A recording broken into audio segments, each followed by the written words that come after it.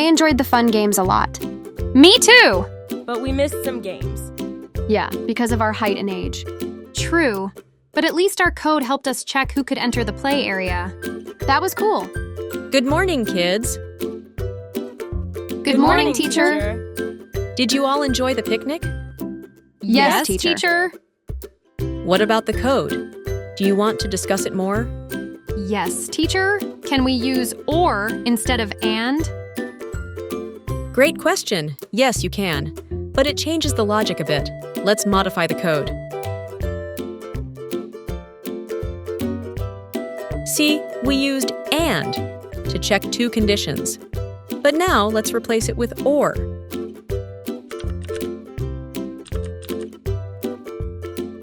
With or, only one condition needs to be true for the sorry message to show.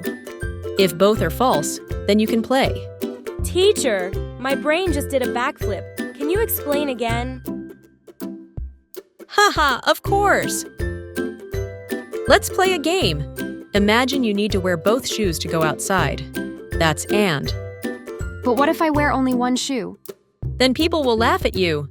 But that's how or works. One condition is enough. Teacher, I think I just ordered my shoes. Exactly. And means both conditions must be true, while or means at least one must be true. Now let's run the code and check.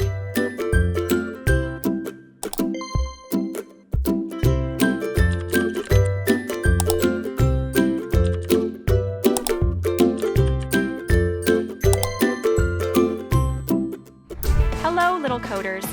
Today, we learned a super cool trick.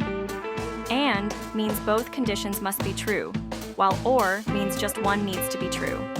Just like wearing two shoes versus one shoe, but please don't try it at school. Oops, someone ordered their shoes. See you next time. Keep coding, keep having fun. Get ready for some fun? Watch the latest Aadi and Gogu episode, answer the questions, and you could win an awesome gift hamper.